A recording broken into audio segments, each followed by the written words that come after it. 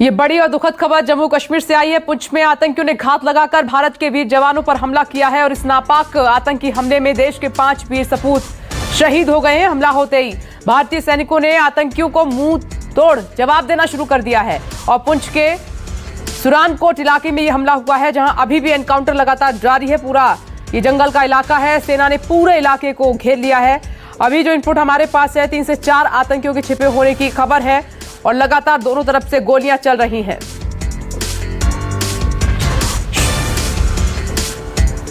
और श्रीनगर से लगातार हमारे साथ आसिफ स्वाब जुड़े हुए हैं और जम्मू से पंकज शर्मा मौजूद हैं और साथ ही group captain retired UK Devnath sir हमारे साथ मौजूद हैं। और मैं अपडेट सबसे पहले ले लेती हूं, आपके पास आ रही हूं पंकज, क्या अपडेट और मिल रहा है?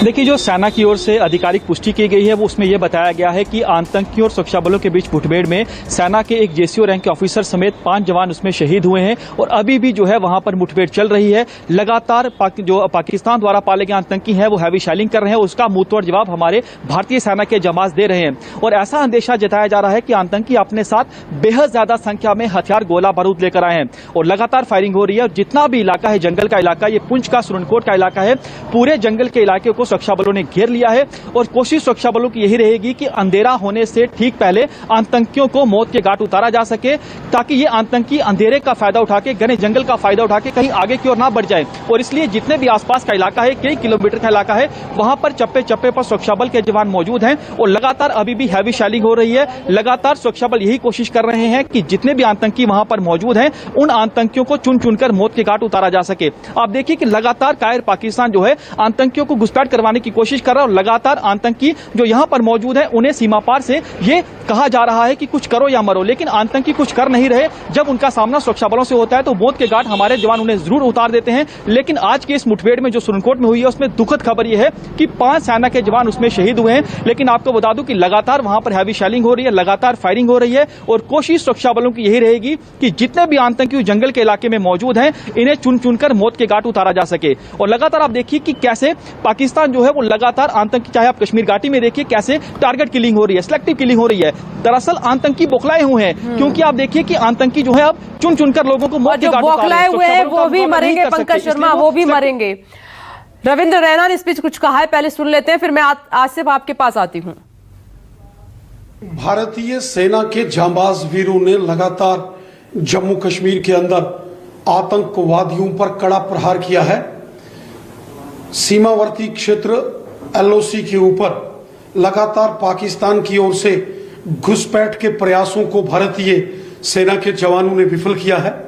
लगातार हो रहे एनकाउंटर्स में आतंकवादियों को भारतीय सेना ने मौत के घाट उतारा है और राजौरी सेक्टर में यहां सीमा पार से घुसपैठ करके आतंकवादियों के साथ एक एनकाउंटर में भारतीय सेना के कुछ जवान जो वहां शहीद हुए हैं, उनको पूरा देश नमन करता है।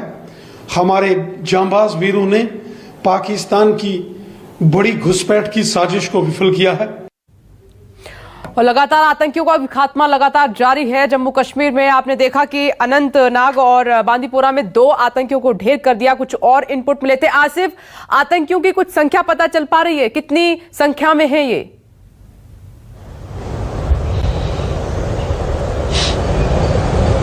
देखिए, ये तीसरा ऑपरेशन है जो पिछले 24 घंटों के दौरान यहां पर सामने आया है। 2 मुठभेड़ जो है, एक दक्षिणी कश्मीर और उत्तरी कश्मीर के बांडीपोरा में और दक्षिणी कश्मीर के अनंतनाग में रात के दौरान और काफी सुबह सवेरे सामने आई थी, जहां पर एक मिलिटेंट को मारा गया। और बांडीपोरा में जो मिलिटेंट मरा था उसके बारे में भी कहा जाता है कि जो सिविलियन किलिंग बांडीपोरा में हुई थी उसका हाथ उसमें शामिल था। और साथ ही अब ये जो बड़ा एक इस समय ऑपरेशन अब पुंछ में चल रहा है, सुरनकोट इलाके में, यहां पर फिलहाल जानकारी जो सूत्रों के हवाले से मिल रही है कि यही LOC के बिल्कुल पास में चिंबर ये जो घाटी है वहां पर जंगल का इलाका है, यहां पर ये ऑपरेशन जारी है। लेकिन क्या ये वाकई में बैट एक्शन है या मिलिटेंटों की जो घुसपैठ की एक कोशिश थी उसको सेना ने यहां पर न्यूट्रलाइज किया था, डिटेक्ट किया था, उसके बाद ये मुठभेड़ सामने आई है। इसको लेकर हालांकि आधिकारिक रूप से कोई पुष्टि अभी नहीं हुई है सेना की तरफ से, लेकिन जो सूत्रों से हमें जानकारी मिल रही है कि वो यही है कि के मौसम खराब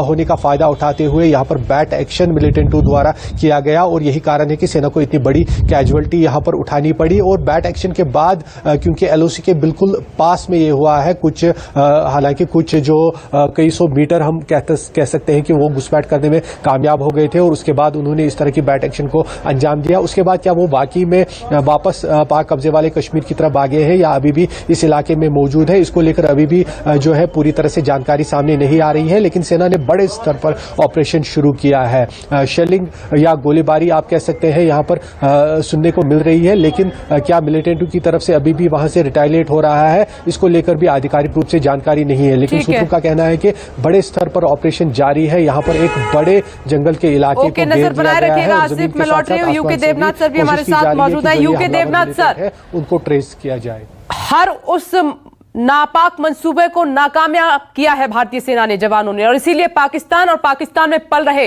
ये जो आतंकवादी हैं, बौखलाए हुए हैं, इनका भी खात्मा जल्द होगा। जी हाँ, ये आतंकवादी, ये टेररिस्ट, इनमें इंसानियत नाम की कोई चीज नहीं है। वह सिर्फ एक ही भाषा जानते हैं, वो है गोलियों की भाषा।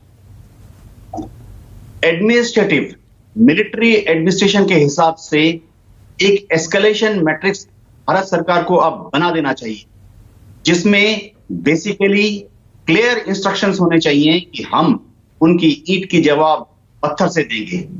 अगर वो हमारे ऊपर और फायर करते हैं तो हम उनके ऊपर मशीन गन दागेंगे। अगर वो हमारे ऊपर मशीन गन दागते हैं तो हम उनके ऊपर आरपीजी से अटैक करेंगे। मतलब सर, हमें आकाओं तक पहुंचना है। ये तो गुर्गे हैं जो भेजे जा रहे हैं सप्लाई करने के लिए हथियार।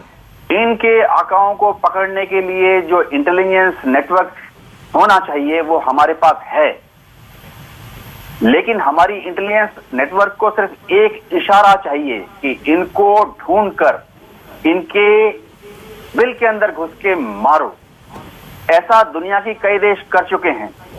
ये जो गुर्गे हैं, इनकी जो लीडरशिप है, ये बीच बीच में ना सिर्फ पाकिस्तान में इधर से उधर जाते हैं, वरन विदेशों में भी जाते हैं अपने पर्सनल काम से। हमारी इंटेलिजेंस एजेंसीज काफी कामयाबी से इनका पीछा कर सकती हैं और इनको न्यूट्रलाइज कर सकती हैं। लेकिन क्योंकि हम एक सिविलाइज्ड नेशन हैं, इसीलिए हम इस तरह के कार्रवाई को फिलहाल अंजाम देना नहीं चाहते। लेकिन अगर इन आतंकवादियों के लीडरशिप ने अपने को कंट्रोल में नहीं रखा और अपने गुर्गों को, अपने लो लेवल फुट सोल्जर्स को कंट्रोल में नहीं रखा, तो वह दिन दूर नहीं जब शायद हम, हमारे वीर इंटेलिजेंस सर्विसेज में जो शूटर्स हैं, वो इनको पाकिस्तान में क्या दुनिया में किसी भी कोने में घुसकर उनको नेस्तनाबूद कर देंगे। ये चैलेंज कितना बड़ा हो जाता है सर, क्योंकि फेस्टिवल नजदीक है और सर्दियां भी शुरू होने वाली हैं।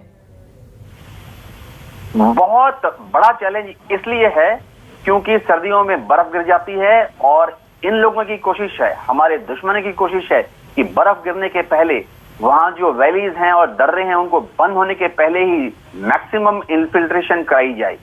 एक और बात यह है कि अब क्योंकि फेस्टिवल सीजन ऑन है तो वहां यातायात, जो सरफेस ट्रांसपोर्ट है, चाहे वो सिविलियन सरफेस ट्रांसपोर्ट हो, चाहे विलेजेस के बीच में मूवमेंट हो, बहुत ज्यादा बढ़ जाती है। त्योहार के दौरान चारों तरफ मेले होते हैं, तो मेलों में हजारों लोग जमा होते हैं। तो ऐसे में अगर कोई 2 लोग और 5 लोग उसमें इन्फिल्ट्रेट होकर अपने कपड़ों के नीचे, अपने कंबल के नीचे एक छोटे से AK-47 को ले जाएं, हमारी पुलिस के लिए उनको चेक करना, उनको ढूंढना, उनको पकड़ना, पर्सनल सर्च करना बहुत ही मुश्किल काम हो जाता है।